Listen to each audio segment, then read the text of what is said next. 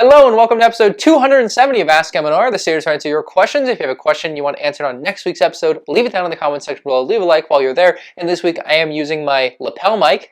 This should alleviate the echoing that we had with this microphone. However, it has a bit of a static noise that if I don't adjust for, sounds really bad. But I'm trying my best here, so let me know if this sounds better than what things have sounded like in previous weeks. Anyway, our first question this week comes from Samuel, who says, what do you think about how LEGO won't do violent sets, but they literally made a Harry Potter set recently where one of the characters burns alive? When it comes to LEGO's hesitancy for not doing stuff that's violent, I feel very strongly that they should be doing it, but only in specific cases. So like, if it's Breaking Bad, LEGO should probably never make Breaking Bad given their moral standards to how they want to run their brand, right? Like Breaking Bad, Better Call Saul, Modern Military, all of these things are out of the cards for LEGO forever and always. It's just never going to happen. But in the last few years, they've had the Adults Welcome campaign along with branding tons of sets with an 18+ branding, which definitely makes you think a very certain way about something when something is shown to you as for 18 and up. It's like, this is for adults only, right?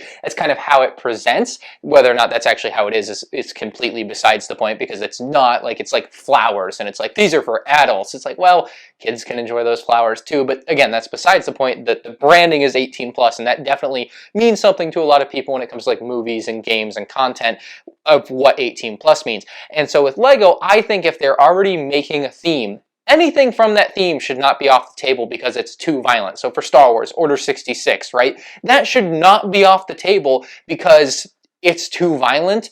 Like, make an 18+ set for it and let the adults enjoy that part of Star Wars, because you're saying adults welcome, but you're gonna gatekeep certain parts of something that you'll make tons of other stuff for. I don't particularly like that. Same thing, I think your question really comes from Jedi Fallen Order.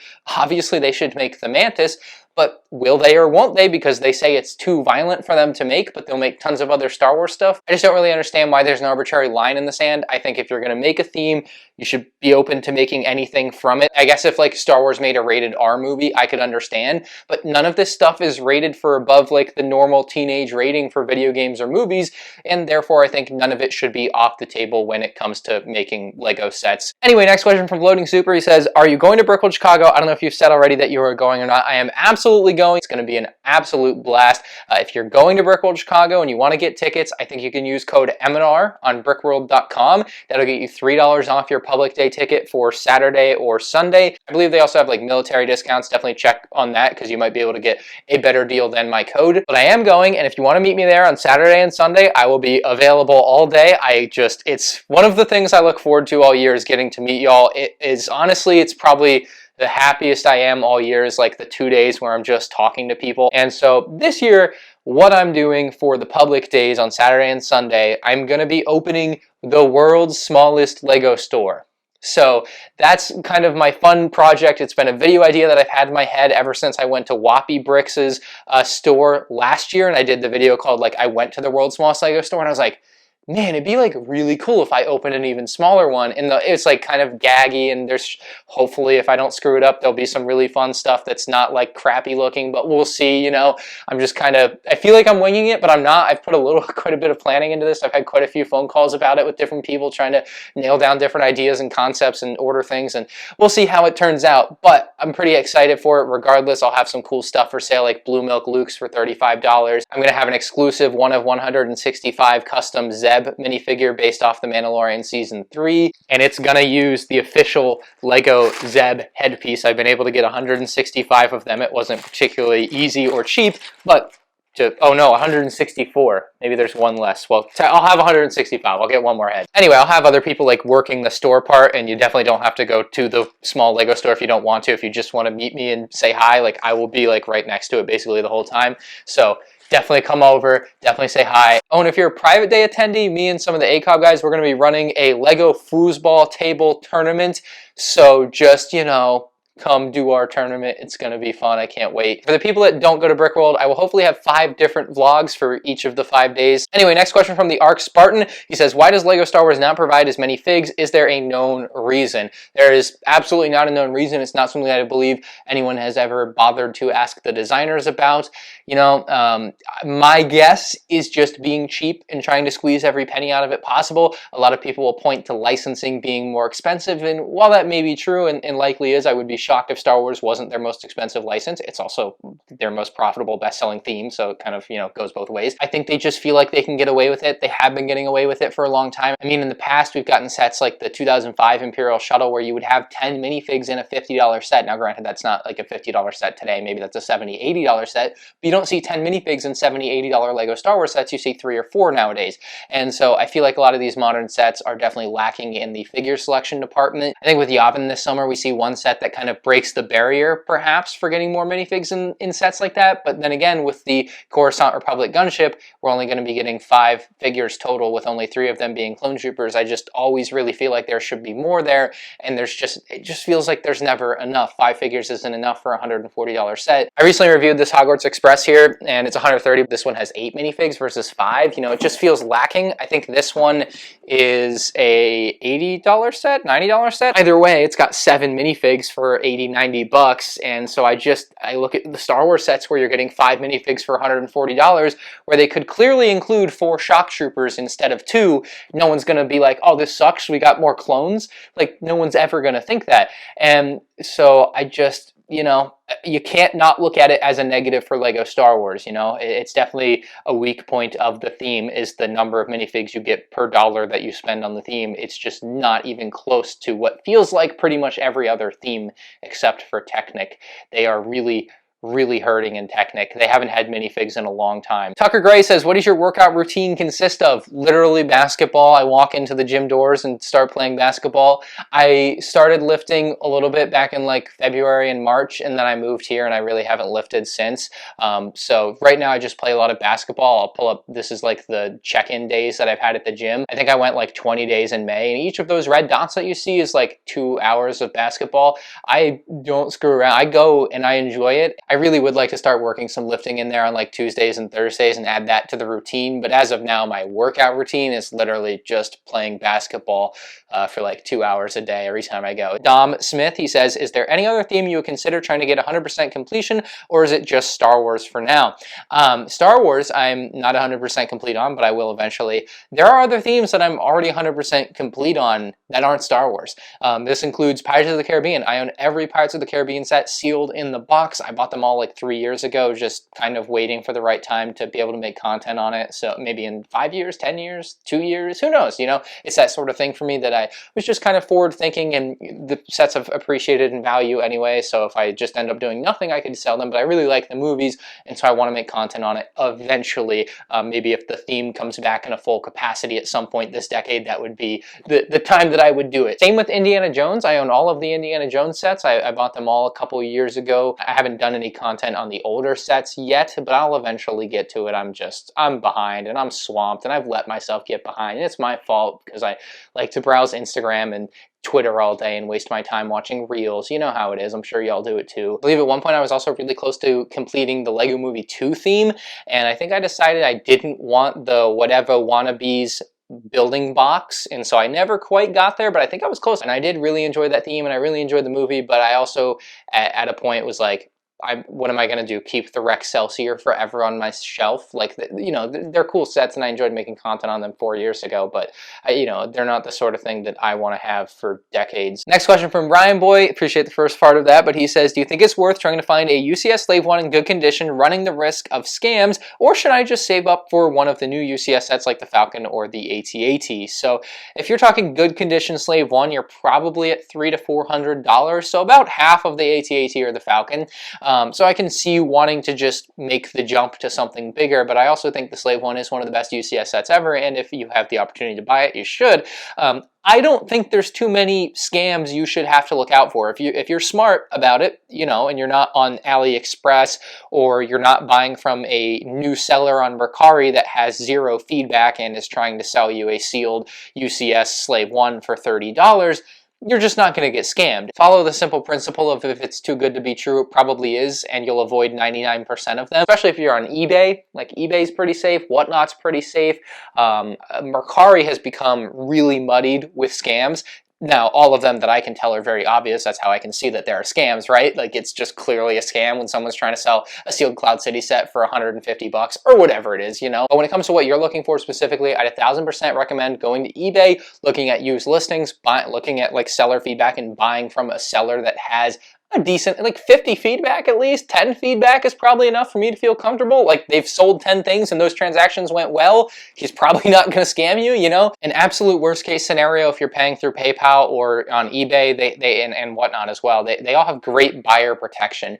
You really don't, even if you were dumb as a box of rocks and like bought something that you knew was a scam, they're still going to give you your money back. Yes, 13-year-old me knew buying a $110 Death Star on eBay was definitely a scam from this seller in China that had no feedback. And when I got my Hello Kitty rag in the mail, eBay gave me my money back, even though we knew it was too good to be true when we bought it. I don't know why my dad let me do that still. Just don't have that mindset and you'll be good. A little long-winded here, but don't worry about scams. Just be not dumb. Really easy. Next question from Lego Jedi says, have you ever considered doing a documentary style video detailing the entire history of Lego Star Wars? 1000%. That's something I want to do at some point in my life. Hopefully this decade. I know that's a long timeline, but you know, just something I want to tackle at some point. And I would probably call it exactly that, the entire history, or maybe just the history of Lego Star Wars. It's a simple titling scheme, but that's how I wanted to do it. I think I started a while back on like just general outline of the video, and so I'll put up a screenshot of that if I have it. Like, literally just barely started, but I wanted to get the ball rolling, so I did. The problem to me with doing a video like that at any point in time is that Lego Star Wars doesn't seem like it's going to be stopping. Like, the earliest it would end is like 2032, and even then it's not going to stop in 2032. So like, whenever I make this video, it becomes immediately outdated, and so I have a little reservation with that. God Caboose says, what is the best way to store your minifigs to prevent cracking and loose limbs? RIP 2010 Cad Bane, you will be missed. This one's pretty simple. You're going to want to take the hands out of the arms, and then you want to take the arms off of the torso, then you want to take the helmet off the head off the torso, and the legs off of the torso, and then you're going to take the legs off of the waist piece. Ow.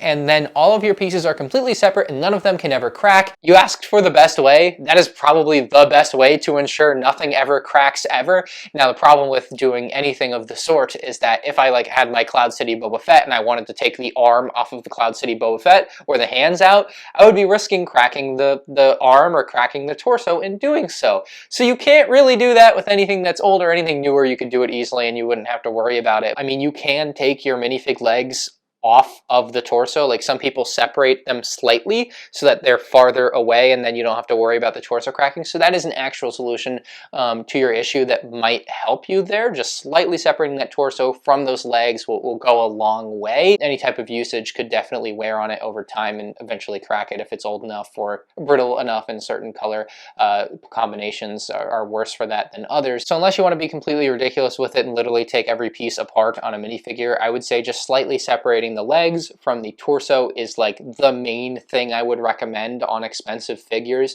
to just not have to worry about it, I guess, or at least worry a little bit less about it. Big Monkey 69 says, I like how the clone army slowly grows in the back. Well, you guys really want me to do a clone army video, and so like kind of whenever I feel like I have the time or I'm bored on a day and finish whatever project I was working on, I have found myself wanting to like fill a base plate with clone troopers. Essentially what I'm doing is I'm setting up my clone army for the eventual clone army video without having to do it all at once. Next question from Dio says, why do Lego sometimes leave blank set numbers? Some examples I found are 75251, 75260, etc., etc. Those sets don't exist. Do they follow any pattern? Do you know if it happens on other themes? I'm sure it happens on other themes, although Star Wars is my place of expertise, and so I know it best. It definitely happens in Star Wars. It's got to happen on other themes too. Very likely all of them are canceled sets, or some of them are sets that get delayed or canceled. And we're not talking delayed like the ATT release was delayed 2 weeks. Lego, did you delay the summer 2022 ATT and not tell anyone? You bet your sweet Bippy I did. We're talking like this set, like the UCS Snowspeeder, I think was supposed to release, and so was UCS Hoth. I think those sets were supposed to release like a year before they ended up releasing. Sometimes when that happens, they'll change a set's set number, I think. Not all the time, not always, but sometimes. So, you know, I don't know. I don't have specific examples. I just remember at some point reading some interview of something that happened with those sets, something like that. You know, I'm sorry, it's pretty vague, but just kind of vague memory. And so I never really understood, though, leaving set numbers blank. I don't quite comprehend why they can't just condense all of the sets to fit the set numbers for like the summer. So like if you're working on 12 sets for the summer and then only 10 release, why leave 2 numbers blank? Just condense the numbers down to 10 numbers instead of 12 numbers. But that's not really what they do. They just skip numbers. It's probably just canceled stuff we don't know anything about, like random set ideas that, you know, you would want, like a UT-AT or Yavin IV. Obviously, now here we are 15 years later and we have a Yavin IV, but maybe there was a set number that was skipped 12 years ago that was going to be that Yavin IV concept set that just didn't get released because it was maybe a concept that didn't work for them for whatever reason. Next question from Henry says, retired or not, what is, in your opinion, the best 4+ set of all time? I think this one is, you know, price aside, because everyone says every 4+ set is overpriced. To be fair, everyone says every Lego set ever is overpriced, but that's besides the point here. The new Tennu Jedi Temple set, I think, is the best 4+ set. I think it perfectly fits what 4+ should be. It's literally based off a show for 4-year-olds, like in Young Jedi Adventures. It's a perfect match there. I do think it's missing nubs. I think we need that one character, but you've got the unique Yoda figure. You've got 2 other great like Young Jedi characters, and I think there's just so many small accessories and playthings for this set. I think it's the best 4+ set, you know, and it's not a like bad version of a vehicle that we've already had, like the ATST, the A-Wing, the Y-Wing, the TIE Fighter, like where you can look at it and be like, this is a horrendous version of something that we've had better versions of, and understandably so, we all know why. Next question from Forensic Candy says, if people can make prototype minifigures in the Mexico factory, do you think they could also manufacture misprinted figures? So people that don't understand what he's talking about in the first part of the question, those are like the multicolor clone troopers that you might see pop up on Whatnot, or the multicolor Darth Vaders or C-3POs, etc., etc. I bought some of the clone troopers for my collection. They're really dope, and I really love them, and I'm glad I have them. It's like Pretty Patties from SpongeBob, but for clone troopers, like, who wouldn't want that, right? Anyway, as far as them manufacturing misprints, you know, maybe it's entirely possible. I think manufacturing whatever, you know, mold machines is a little bit easier than getting it from the mold machine to the pad printer assembly line. I'm sure those are 2 different things, and there's maybe a reason that we only get the one thing versus the other. Like none of these multicolor clones come with prints on them ever. So keep that in mind too, maybe. But as far as manufacturing misprints, if they could, I would assume the market would be pretty flooded at this point, because the market for multicolor clone troopers is pretty flooded, at least compared to how it used to be. So I don't think that's the case. I still see misprints as something that are really hard to come by generally, and there's not a lot of people that have them, and they're not too cheap when they do come up if they're good misprints. So unless they're really smart about the way that they're manipulating the market, which I don't think they were with the pretty clones, I have no reason to believe that they are manufacturing or could manufacture misprinted figures in any capacity at this point in time. If that changes, it changes, but as of now, my answer is no. Next question, or maybe statement, from DZ Studio says, it is so surprising how LEGO is pricing out their audience so quickly. And LEGO has always historically been known as an expensive thing. Everyone always talks about how expensive it is. This is like, you know, people that came around in COVID, you aren't breaking any ground here saying LEGO is overpriced. You know, that's always what the conversation has been, and probably what it always will be. But what I will say to this is I do believe that LEGO generally is fairly priced, at least recently. I think in the last year, I might have a bit of a different conversation, but historically I have generally defended LEGO's pricing, I think. And that obviously comes with me, on the flip side, maybe being a bit harsher for the quality of what you get for that price, because it's obviously very acceptable for anyone to bash the pricing on LEGO sets, but God forbid you attack the quality of it. I don't know, man. People call me all sorts of names for it. But anyway, I don't think LEGO's pricing out their audience. I think they're finding a new audience that just has more money. You know, if that's your opinion, I think that that's just kind of what LEGO's been doing. They're definitely the adults welcome thing has brought in an influx of people, of adults, and adults, at least the ones that probably would be open to buying Lego, have probably a full-time job making $100K a year, whatever it may be, and they're doing pretty well for themselves, and they can afford to splurge on these $630 Eiffel Tower or the $700, $600, whatever, however much it is, $530. You sure about that? Maybe the Titanic's $630. I'm really losing my edge. But as it pertains to the 4 Plus sets with like the Batman and the Hulkbuster sets at $27, like the market for those, the people that they're pricing out on those, they're not pricing out any normal person on those, is my opinion on it, because most normal people don't really want a 4 Plus set. 4 Plus sets are probably mostly bought by like 50 to 70-year-olds for their kids or for their grandkids, and they are absolutely not paying attention to whether or not the last version of said set was $20 or $15. They just see 27 bucks and they're like, well, it must be the price of this now, and they buy it because little Timmy wants Batman for his birthday and he really likes Batman and he's turning 5, you know, and you just buy it, and that's what you do for your grandkids. And you know, I could see that happening to me in 40 years, or, you know, like I get it, you know, I know why these sets are so expensive, even though I think logically they shouldn't be. I think they should be $20 sets. So I think there's a bit of a method to the madness that we as like more ingrained Lego fans see as just pure madness. I really do think there is a little something there. Now, I think there is some stupidity to that madness when it comes to like thinking they can get away with a $27 332nd battle pack, because they can't, and they clearly realize that they can't, but they think they can get away with $27 in those 4 Plus sets, so they're going to try, and they probably will, because, you know, Granny is still going to buy it, because Granny, the difference in $7 for Granny is not a difference. Like, that's buying for Johnny, and Johnny's getting his birthday gift, you know? Now, as far as it pertains to like normal collectors like you and me, someone that will watch a video like this that is in the know and follows Lego rather closely and knows about past sets and pricings, there's some examples where I can point to, and I can tell you, man, Lego is an objectively better value than it was 10 years ago, and it's priced better than it was 10 years ago. And there's obviously examples of the opposite, like with maybe battle pack pricing, where you can say, well, the inflation numbers don't quite add up, and the quality of the product definitely isn't better than it was 10 years ago, so how is it cost more than it was 10 years ago, adjusting for inflation? Like, it just doesn't make any sense. But when it comes to maybe like a UCS X-Wing, that's the recent example, and it's a really easy like apples to apples comparison to make. The version that came out in 2013 retailed for $200 US. The version that came out in 2023, 10 years later, retails for $240 US. And many people will look at that and say, oh, the price went up $40, I hate it now, why is it so expensive, etc., etc. But the inflation on $200 from 2013 to 2023 is actually $260 in today's money. So the set is effectively $20 cheaper than it was 10 years ago. And it has the extra, very nice, Luke Skywalker minifigure. They didn't include a Luke Skywalker minifigure in the 2013 version. Now, the production cost on a figure like that is maybe like $1. Like, it doesn't cost them a lot of money, but maybe the perceived value of the consumer is $5 to $10, and, you know, that's something. So you're getting an extra figure regardless. And then the set also has, people always complain about price per piece. The set has like 400 more pieces than the last version. I believe the last version had 1,559 pieces. The new version has like 1,900 something pieces. We're looking at like 400 more pieces. So the price is effectively down $20, 400 more pieces, and an extra awesome Luke minifigure. And that set is objectively a better value than what we had 10 years ago. Now, whether or not you like the X-Wing better or not, that's besides the point. I think for the money, you're getting more for your money, and at a according to inflation, cheaper price.